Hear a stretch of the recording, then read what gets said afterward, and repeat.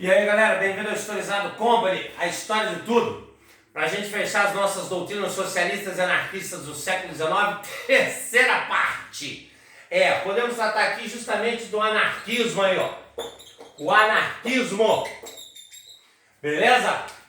O anarquismo também foi uma doutrina desenvolvida no século XIX.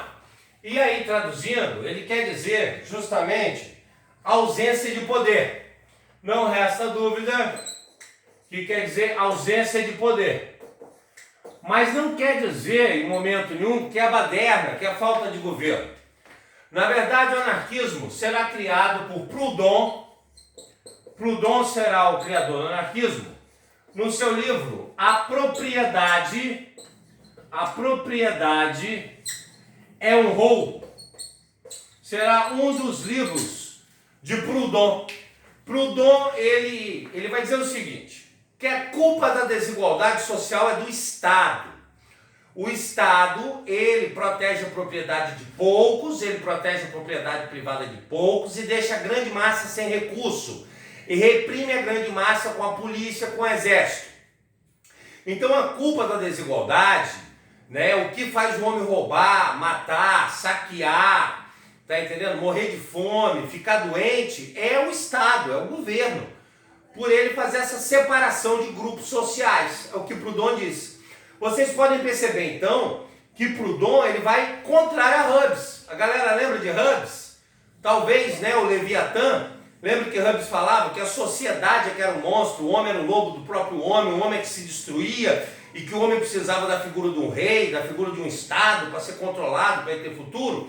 Pois é, Proudhon diz ao contrário, que o Estado, ele é o culpado da desigualdade social, ele é culpado do crime, ele é que é culpado da luta dos homens, do roubo, da pilhagem, da morte, de tudo isso. E aí Proudhon propõe, o fim do sistema capitalista, onde na verdade o mundo seria dividido em pequenas republiquetas autoprodutivas na área agrícola e industrial, com desenvolvimento científico profundo e de alta tecnologia, onde o homem produziria para o próprio homem, sem a necessidade da existência de governo e depois sem a necessidade da existência de moeda. E que aí o planeta inteiro, então, seria anarquista, ou seja, iria pular do capitalismo direto para o comunismo. Porque nós vimos na parte 2 que para os socialistas você tem o capitalismo, o socialismo e aí vem o comunismo científico. Para os anarquistas, galera, você tem o capitalismo e você pula direto para o comunismo, porque o anarquismo prega o fim do Estado, de vez. Entenderam? Essa era a ideia. E aí, nesse momento, o Proudhon então prega que os homens deveriam desobedecer às leis, já que a lei é o que prova a existência do Estado. Parar de pagar impostos, já que o imposto é cobrado pelo Estado. Só que isso não deu muito certo. Proudhon, as ideias se espalham, muitos sindicalistas, seus sindicatos abraçam, muitos operários abraçam. Mas quando você desobedecia a lei, não pagava imposto, acabava preso, essa confusão. Então surge uma outra figura muito importante, que vai ser Bakunin. E Bakunin será o outro anarquista. E ele é o responsável por inserir a violência no anarquismo e dar essa ideia, então, de que o anarquismo é sempre baderna. Porque Bakunin vai adotar as ideias de Proudhon e Bakunin vai dizer que os anarquistas tinham que atacar diretamente o Estado.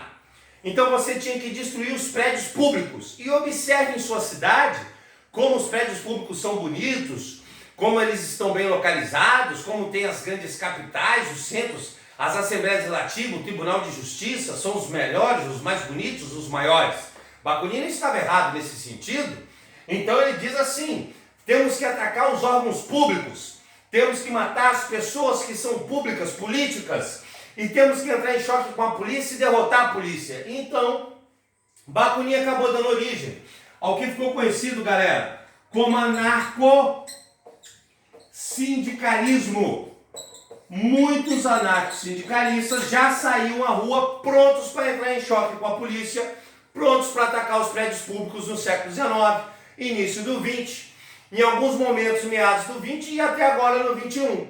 Lembrando a vocês que o anarquismo ele é que vai inspirar vários movimentos libertários, como, de certa forma, o Antifaz, o próprio anarcossindicalismo, o movimento feminista, movimentos contra o racismo. O anarquismo ele trouxe para o século XX, principalmente para o XXI, esse leque dos movimentos libertários. Compreenderam? Como ele pula direto para o comunismo, o anarquismo também será ateu. E ele será ateu pela própria razão que Marx também disse, que a elite sempre usou a religião, tá ok? Como um discurso dela estar no poder e a grande massa aceitar, né? É uma vida ruim aqui, para do outro lado, quando você morrer, ter uma vida melhor. Compreenderam? Mesmo não tendo prova dessa outra vida. Então o movimento também é ateu. Qual a importância disso para o seu Enem? Porque se o Enem pergunta por que o socialismo e o anarquismo eram ateus, você deve saber responder. Porque a religião sempre foi usada pelas elites para sufocar a grande massa, fazendo ela aceitar uma vida ruim aqui para poder se salvar para o outro lado. E aí ter uma vida boa para o outro lado. Eles diziam que você só tinha certeza dessa vida, então você tinha que ter uma boa vida aqui. Compreenderam o anarquismo de Proudhon e de Bakunin? Por quê? Porque aí, queira ou não queira, no século XIX, início do XX, esses movimentos socialistas e anarquistas vão atingir a igreja, vão atingir a cristandade, vão atingir principalmente a igreja católica, que ainda de certa forma tinha grande influência, como ainda tem. E aí, a igreja tomou uma posição. Nós teremos aqui no Concílio do Vaticano, o que ficou conhecido, galera, como socialismo. Socialismo cristão ou catolicismo social. Ou seja, a igreja abertamente vai aceitar o sistema capitalista, vai aceitar as classes sociais, os grupos sociais, vai aceitar as diferenças entre ricos e pobres, e ela vai pregar contra o socialismo por ser ateu, compreenderam? Por isso que o Papa João Paulo II, na segunda metade do século XX, era contra a União Soviética, porque a União Soviética era um Estado ateu, compreenderam?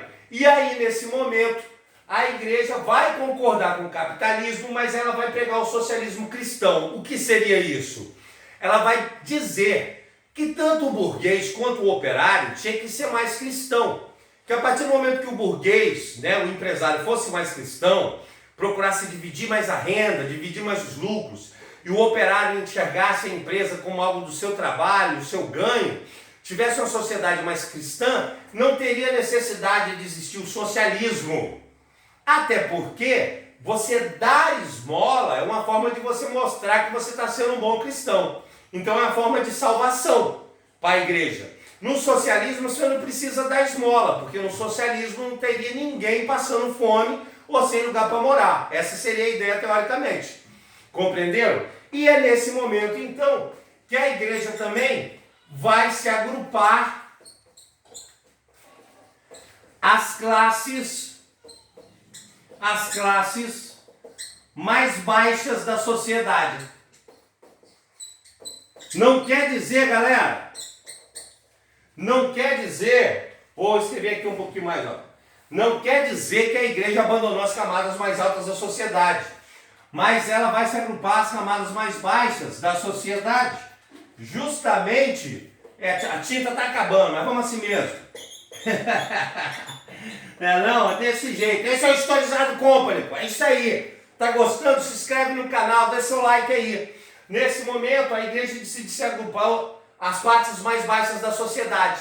Ela vai se ligar aos pobres, ela se liga aos movimentos do sem terra, ela se liga aos movimentos indígenas, ela não abandona as classes mais altas, mas ela monta a pastoral da saúde, a pastoral da educação, ela começa a ver o mundo e a sociedade pela parte de baixo, para não perder os seus fiéis. Ela começa a ver um trabalho desse socialismo cristão, galera, ou desse catolicismo social, como um trabalho também cristão da parte dela, reconhecendo que ela esteve em muitos momentos da história ligada às camadas mais altas. já que o anarquismo e o socialismo ateu se transformaram numa ameaça a ela.